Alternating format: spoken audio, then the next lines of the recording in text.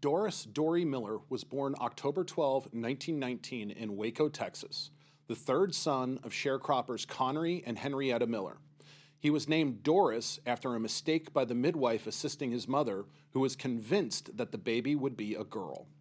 Miller grew up facing a trifecta of 1930s-era challenges, including the environmental catastrophe of the Dust Bowl, the deep-rooted segregation culture of Jim Crow Texas, and the necessity of working his family's sharecropping farm during the Great Depression, where Dorie worked instead of attending school until he was 16.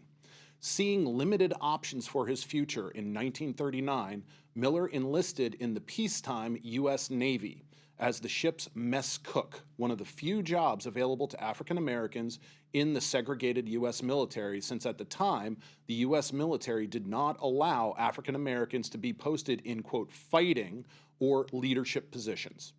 Miller was transferred to the battleship USS West Virginia, where he became the ship's heavyweight boxing champion, competing against shipmates both on the West Virginia and on other ships in the Pacific Fleet.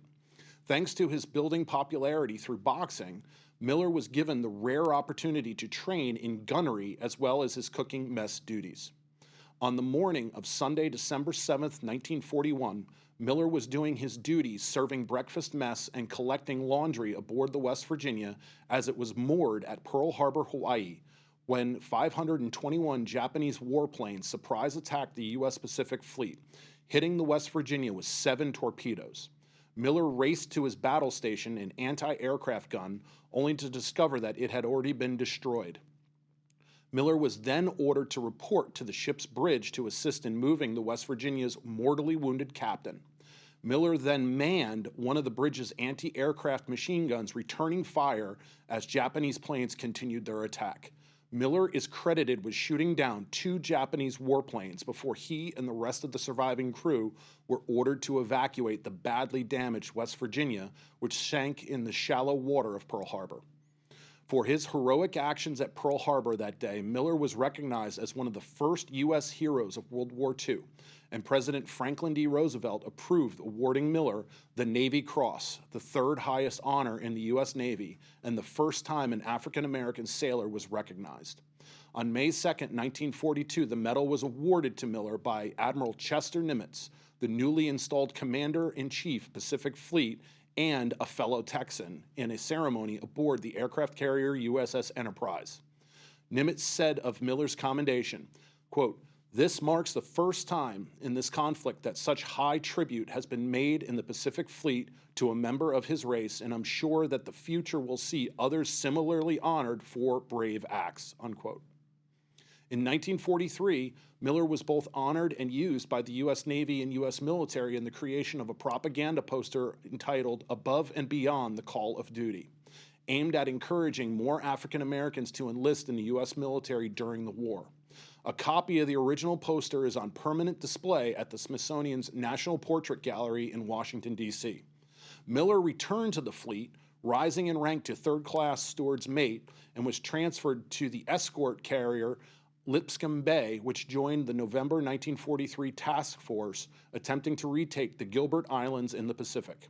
It was during the Battle of Mankin that the Lipscomb Bay was hit by Japanese torpedoes, which ignited the ship's own ordnance and destroyed the ship. Only 272 of the over 900 sailors survived the incident, but Miller was not amongst them. His remains remain entombed in the ship's sunken wreckage with his fellow sailors. Since his death, there have been numerous tributes and memorials to Miller, as several public schools, community centers, and parks were named as a memorial to Miller in Texas and around the U.S. Thanks to the sacrifice of Miller and the other 708 African-American U.S. military members killed in action, as well as the over 1 million African Americans who enlisted or were drafted into the U.S. military during World War II, President Harry Truman banned all segregation in the entirety of the U.S. military on July 26, 1948, with Executive Order 9981. In June 1973, the U.S. Navy first honored Miller's memory with the naming of a Navy destroyer vessel. The original USS Miller was commissioned and served the fleet from 1973 until it was decommissioned and retired in 1991. In 2021, with members of Miller's surviving family present at the ceremony, the steel was first cut, beginning the construction of the newest nuclear-powered Ford-class super aircraft carrier CVN-81, the USS Doris Miller. The fourth ship of her class, the USS Miller's hull, will be laid down beginning in 2026 at dry dock in Newport News, Virginia, where major construction will take place, with the goal of the ship being launched to sea in 2029 and will be fully commissioned for duty in 2032. When commissioned for duty, the new USS Miller will be the most powerful warship on Earth, basing 80 combat aircraft, and will mark the first time that a U.S. Navy aircraft carrier will be named for both an enlisted sailor and an African American.